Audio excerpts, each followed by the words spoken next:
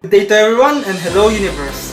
My name is Clyde Cabañas, your host. And my name is Nikolai Silva, your co-host, and you're watching Alpha One News.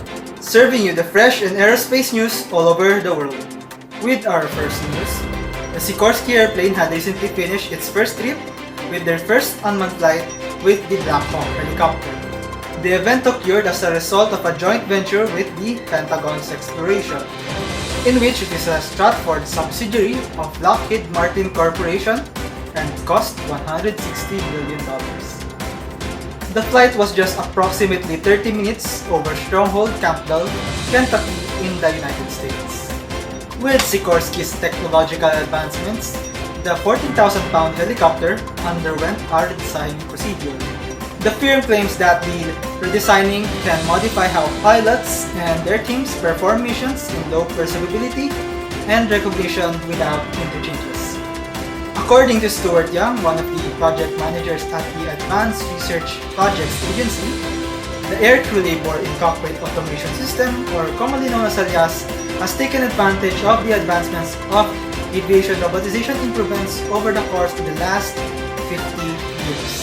Furthermore, Young states that the ALIAC can provide the Army flexible options that the helicopter can fly any time of the day or night with or without pilots. He also asserts that the speed, range, and capabilities of the helicopters are need to be improved in the future because the aircraft's air defense systems are still challenged by the times. This is Clyde Cabañas reporting, Alpha One News. For our next reporter, we have Nikolai Silva. Nikolai? Thank you, Mr. Cabanas. Now for my report, a new air partnered with Pablo Air for drone solutions. The new Air, or the Northeast UAS Aerospace Integration Research, has partnered with Pablo Air, which is a South Korean UAV services company in developing new types of aerial applications. The two companies have signed a memorandum of understanding to collaborate on sophisticated drone solutions for a variety of operating capacities, including logistical delivery, linear inspection, public service, and other UAV activities. According to them, they have shared their knowledge and expertise in building integrated uncrewed aerial solutions for a variety of UAV use cases. In addition, as part of their arrangement, Pablo Air intends to conduct long-distance delivery trials within New York's 50-mile drone corridor. The firm intends to establish a long-distance UAV flight model that adheres to the Federal Aviation Administration and U.S. regulatory guidelines. Pablo Air will also join New Air, a worldwide alliance of unmanned aerial systems and advanced air mobility companies devoted to speeding the development and implementation of drone and next-generation aviation services. According to New Air CEO Ken Stewart, the alliance will deliver and unleash the full potential of commercial drone operations by securely integrating unmanned aircraft into the national airspace. This is Nikolai Silva reporting for Alpha One News. For our next reporter, we have Miss Hannah Manila. Hannah? Thank you, Mr. Silva. Astroscale's End-of-Life Services by Astroscale Demonstration, or LCD, successfully proved its capacity to catch its client's spacecraft using the servicer's magnetic capture equipment on Wednesday, August 25, 2021. The test demonstration served as a successful demonstration that LCD's capacity to dock with a client, such as a dead satellite, has led to many possibilities. The successful completion of this phase serves as a foundation for Astroscale's ongoing breakthrough trials of space debris removal. According to Nobu Okada, the founder and the CEO of Astroscale, the demonstration is the first step in confirming that all of the technologies and advancements for engagements and accessibility operations have been excellent, and that the firm is proud to have demonstrated such possibilities that this would be hopefully be a main cause for LCD to be a main driver for orbit services to catch such client spacecraft. This is Hannah Manila reporting Alpha News 1. For our next reporter, we have Lawrence Varela. Thank you, Miss Manila. So my report is all about NASA's solar sail mission to chase a tiny asteroid after Artemis I launch. NASA stated that its new spacecraft, called the NEASCAL, has passed all essential testing and is now safely stowed within the Space Launch System rocket.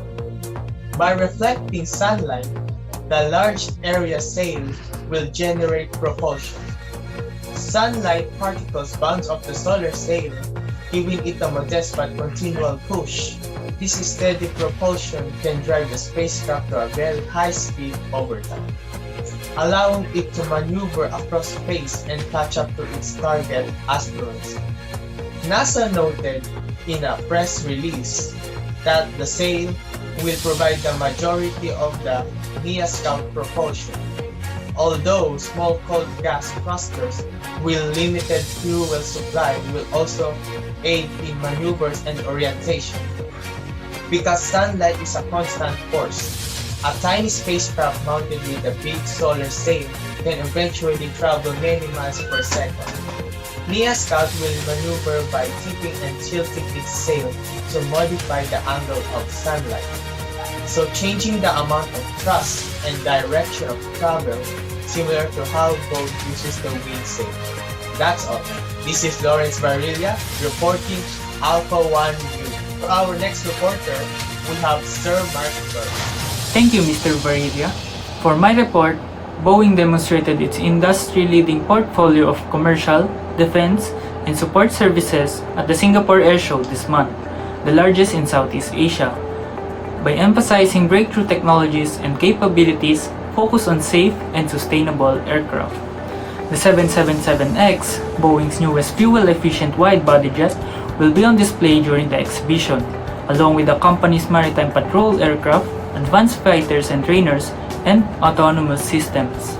A Boeing 777X flying test plane will make its Asia premiere at the exhibition, displaying aerial maneuvers that highlights the jet's revolutionary carbon fiber composite wings and quiet GE9X engines, which contributes to the plane's family's superior environmental performance.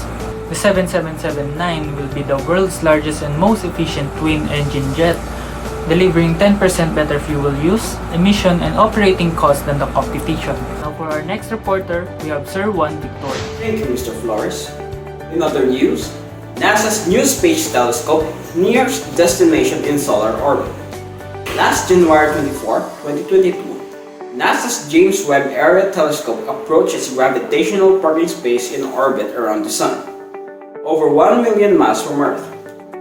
Webb arrived at a location of orbital stability between the Earth and Sun known as the Lagrange Point 2 or L2.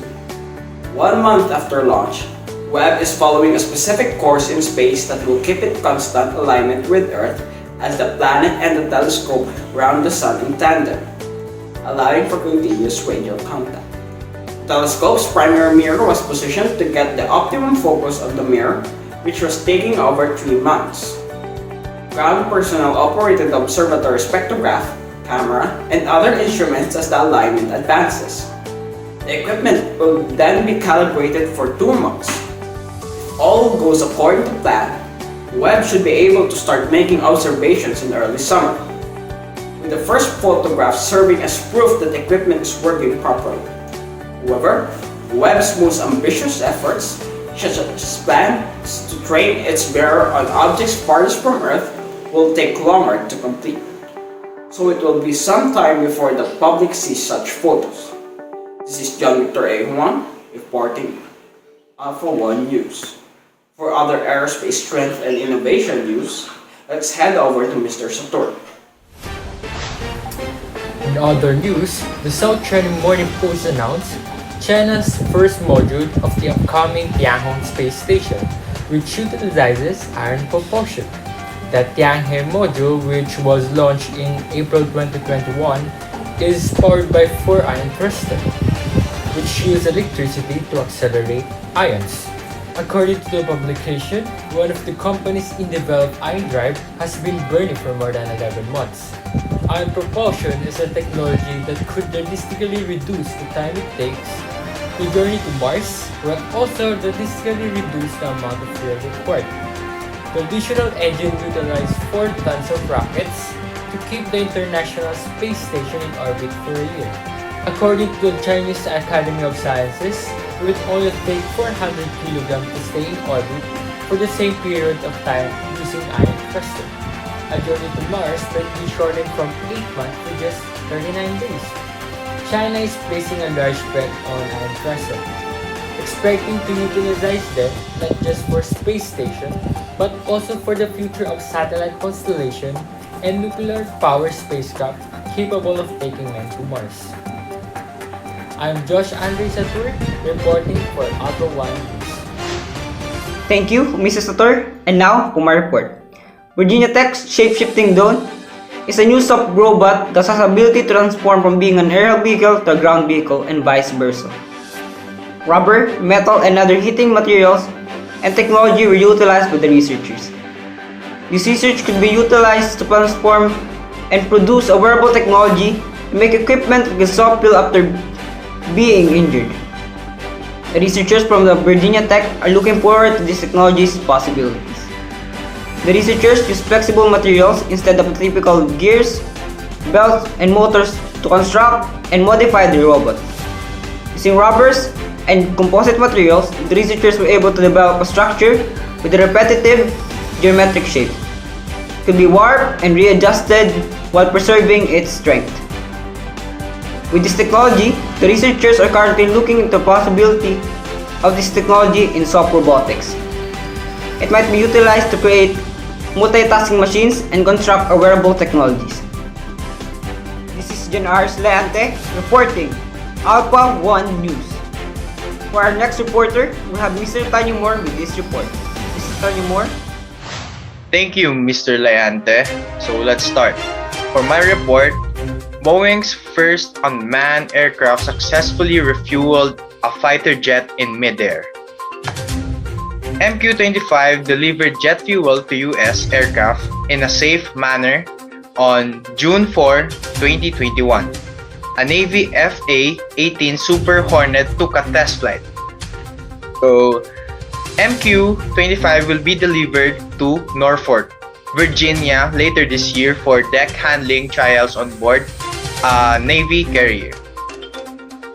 Aerial Refueling Storage or ARS issued by the Navy, demonstrating the MQ-25's ability to fulfill its primary mission of refueling another aircraft. Over the next few years, we will work side by side with Boeing to deliver this capability that will dramatically enhance the future of the air wing, said by Rear ADM Brian Corey, the Program Executive Officer for the Unmanned Aviation and Strike Weapons. So this historic event is a testament to our joint Boeing-Navy team's unwavering commitment to get the MQ-25's crucial aerial refueling capability to the fleet as quick as possible, said by Leon Carrett, the President and the CEO of Boeing Defense and Space and Security. So their work is the driving force behind the safe and secure integration of unmanned system in the near future of defense operation. The company said. So the milestone was reached after 25 MQ-25 flight tests, intensively aerial refueling simulation using MQ-25 digital models and testing both aircraft and ARS aerodynamics across the flight envelope. So that's it, and thank you. And here comes our last reporter, Miss Bregueras. Thank you, Mr. Tanyumor. Now for my report, Norway's first P-8A Poseidon MPA conducts the maiden flight. This historic event is a testament to our joint Boeing-Navy team's commitment to getting the MQ-25's crucial aerial refueling capability to the fleet as quickly as possible. This is said by Leon Carrett, the President and CEO of Boeing Defense, Space and Security. The achievement came after 25 MQ-25 flying tests, comprehensive simulation of aerial refueling by utilizing MQ-25 digital models, and testing both aircraft and ARS aerodynamics across the flight envelope. So once again, this is Micaela Bigueras reporting for Alpha One News, your #1 news outlet delivering superior news daily. As always, thank you for watching and we will see you next Friday.